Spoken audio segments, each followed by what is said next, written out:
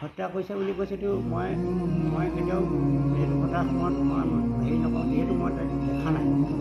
প্ৰিয় দৰ্শকসকল, হয়তো আপোনালোক সকলোৱে পংখী সন্দিকৈৰ মৃত্যুৰ বিষয়ে নিশ্চয় গম পাইছে।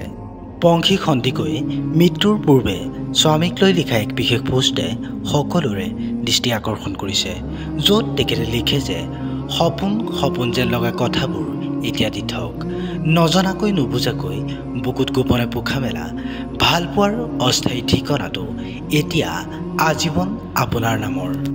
বহু বছৰ প্ৰেমৰ অন্ততো পংখী সন্দিকৈ মানৱৰূপী দানৱ নীতিকেশ দাসৰ আচল চৰিত্ৰৰ বিষয়ে গম পোৱা নাছিল। তাই গমেই পোৱা নাছিল তাই ভবা সেই আপোনজনৰ হাততে যে তাইৰ জীৱন শেষ হ'ব। গাৰ নোম শিয়ৰি উঠা এই ঘটনাটোৰ সন্দৰ্ভত নীতিকেশ দাসৰ পিতৃয়ে কি কৈছে এবাৰ শুনো আহকচোন।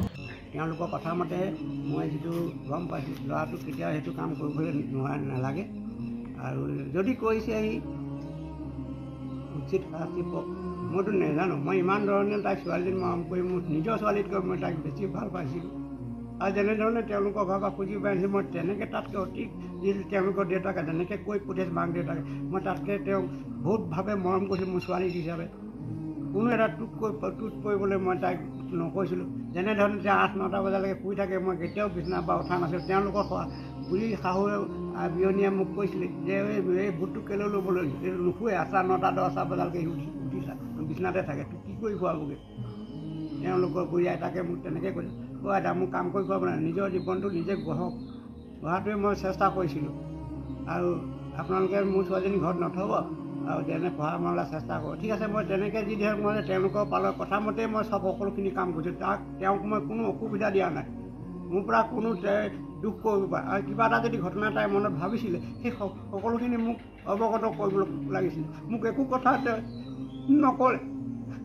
মই সেইকাৰণে নামৰ ওপৰত কিয় থাকিব গৈছিলে? নামৰ ওপৰত শিকিব গৈছিলে, নিজৰ শিক্ষাটো ল'বলৈ গৈছিলে। কি শিক্ষা ল'ব গৈছিলে মই সেইটো মই কেলৈ যাওঁতো, ঘৰখন থাক এনেকৈ গৈছিলোঁ মই তাহাঁতক। নাই কৈছিল যে মই নিজৰ চাকৰি এটাৰ কাৰণে কাৰণে তেওঁ তালৈ গৈছিলে, তাতে থাকিছে। মোৰ ল'ৰাটো কৰ্মসূত্ৰ ইয়াতে সাপেখাতিতে এডুকেশ্যন ডিপাৰ্টমেণ্টতে টিচাৰ কৰে, আৰু সেই সন্ধান তাৰ চাকৰি ইয়াত তাতে। সি তাৰপৰা দেউতা বোলে মই বোলে তাতে থাকি লওঁ, এই তাইক ক্লাছ কৰিবৰ কাৰণে অসুবিধা হ'ব, এনেকৈ বুলি দুয়োটাই আলোচনা কৰিহে তালৈ গৈছে।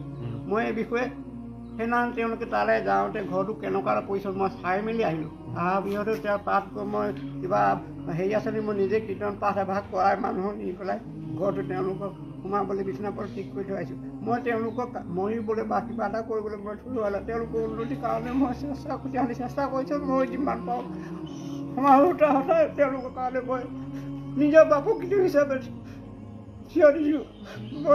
এতিয়া মানে কয় যে আপোনাৰ ল'ৰাজনৰ কিবা পৰকীয়া সম্পৰ্ক আছে, মই সেইবিলাক কথা নাজানো, কাৰণ ছোৱালীজনীয়ে মোক একো কথা নকয়, তাৰ বিষয়ে মোক আজিলৈকে একো তাই বোলে দেউতা আপোনাৰ ল'ৰাটো এনেকুৱা মোক একো কথা কোৱা নাই। কিন্তু তাই যদি গম পাইছিলে মোক কওক যে আপোনাৰ ল'ৰাই মোক এনেকুৱা কৈছিলে, আপুনি কি এনেকৈ কৈছে দেউতা, মোক এইবোৰ কথা কোনোদিনো তাই মোক অভিযোগ কৰা নাই।